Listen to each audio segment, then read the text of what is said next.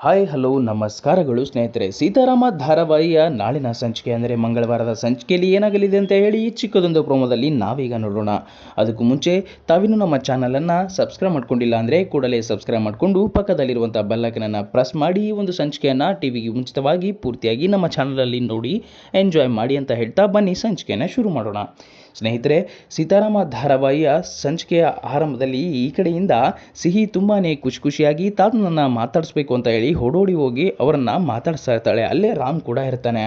ಆಗ ಸಿಹಿಗೆ ತಾತ ಹೇಳ್ತಾನೆ, ಹೇಗಿದೆಯಾ, ಚೆನ್ನಾಗಿದೆಯಾ, ಎಲ್ಲ ಒಳ್ಳೇದಾಗಿದೆಯಾ ನಿನಗೆ ಅಂತ ಹೇಳಿ ಕೇಳ್ತಾರೆ. ಅದಕ್ಕೆ ಸಿಹಿ ಹೇಳ್ತಾಳೆ, ತಾತ ನಾನು ನೀವು ಹೇಳ್ದ ಕೇಳಿಕೊಂಡು ಈ ಮನೇಲೇ ಇರ್ತೀನಿ, ಆದರೆ ನಾನು ಬೋರ್ಡಿಂಗ್ ಸ್ಕೂಲ್ಗೆ ಮಾತ್ರ ಹೋಗೋದಿಲ್ಲ ಅಂತ ಹೇಳಿ ತುಂಬಾ ಬೇಜಾರಿನಲ್ಲಿ ಹೇಳ್ತಾಳೆ. ಇದನ್ನು ನೋಡಿದಂಥ ರಾಮ್ಗೆ ತುಂಬಾ ಬೇಜಾರಾಗುತ್ತೆ. ಆಗ ನೀವೇನು ಹೇಳಿದ್ರು ಕೇಳ್ತೀನಿ ಅಂತ ಹೇಳಿ ಸಿಹಿ ಹೇಳಿದಾಗ ತಾತ ಹೇಳ್ತಾನೆ, ನನಗೇನು ಬೇಡ ಕಂದಮ್ಮ, ನನಗೆ ಬೇಕಾಗಿರೋದು ಒಬ್ಬ ಮರಿ ಮೊಮ್ಮಗ. ಆ ಒಂದು ಮರಿ ಮೊಮ್ಮಗನನ್ನು ಅಂದರೆ ನಿನ್ನ ಪುಟ್ಟ ತಂಗಿ ಅಥವಾ ತಮ್ಮನನ್ನು ಕೊಟ್ಬಿಟ್ರೆ ಸಾಕಪ್ಪ ನನಗೆ ಅಷ್ಟೇ ಅಂತ ಹೇಳಿ ಹೇಳ್ತಾನೆ. ಇದರಿಂದ ತುಂಬಾ ಖುಷಿ ಆಗ್ತಾಳೆ ಸಿಹಿ. ನನಗೆ ತಮ್ಮ ಬರ್ತಾ ಇದ್ದಾನ, ಹಾಗಾದರೆ ನಾನು ಈ ವಿಚಾರನ ಈಗಲೇ ಸೀತಮ್ಮನಿಗೆ ತಿಳಿಸಿ ಸೀತಮ್ಮನ ಹತ್ರ ಕೇಳ್ತೀನಿ ಅಂತ ಹೇಳಿ ಅವಳು ಅಲ್ಲಿಂದ ಓಡೋಡಿ ಹೋಗ್ತಾಳೆ. ಆದರೆ ರಾಮ್ಗೆ ಇದು ಒಂಚೂರು ಕೂಡ ಇಷ್ಟ ಆಗೋದಿಲ್ಲ. ಸಿಹಿ ಹತ್ರ ಈ ರೀತಿಯ ಮಾತುಗಳನ್ನು ತಾತ ಮಾತಾಡಿರೋದು ಅವನಿಗೆ ತುಂಬಾ ಕೋಪ ಬಂದ್ಬಿಡುತ್ತೆ.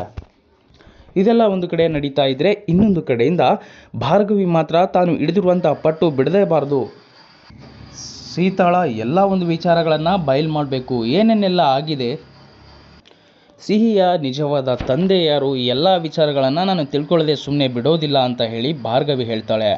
ಆಗ ಭಾರ್ಗವಿಯ ಗಂಡ ಹೇಳ್ತಾನೆ, ಆದರೆ ಅಷ್ಟರಲ್ಲಿ ಸಿಹಿ ಮತ್ತು ಸೀತಾ ಮತ್ತು ರಾಮ್ ಇಬ್ಬರೂ ಕೂಡ ಮಗುನ ಮಾಡ್ಕೊಂಡ್ಬಿಟ್ರೆ ಹೇಗೆ ಭಾರ್ಗು ಅಂತ ಹೇಳಿ ಕೇಳ್ತಾನೆ. ಭಾರ್ಗವಿ ಹೇಳ್ತಾಳೆ, ಸೀತಾಳ ದೃಢವಾದ ನಿರ್ಧಾರದ ಬಗ್ಗೆ ನನಗೆ ನಂಬಿಕೆ ಇದೆ, ಅವಳು ಆ ರೀತಿ ತಪ್ಪನ್ನು ಯಾವತ್ತೂ ಕೂಡ ಮಾಡೋದಿಲ್ಲ, ನಾನು ಈ ಒಂದು ಟೈಮನ್ನು ಯೂಸ್ ಮಾಡಿಕೊಂಡು ಅವಳ ಪೂರ್ಣ ಚರಿತ್ರೆನ ಬಯಲು ಮಾಡ್ತೀನಿ ಅಂತ ಹೇಳಿ ಭಾರ್ಗವಿ ಹೇಳಿ ನಗೋದಕ್ಕೆ ಶುರು ಮಾಡ್ತಾಳೆ. ಇಲ್ಲಿಗೆ ಈ ಒಂದು ಸಂಚಿಕೆ ಮುಕ್ತಾಯವಾಗ್ತದೆ ಸ್ನೇಹಿತರೆ.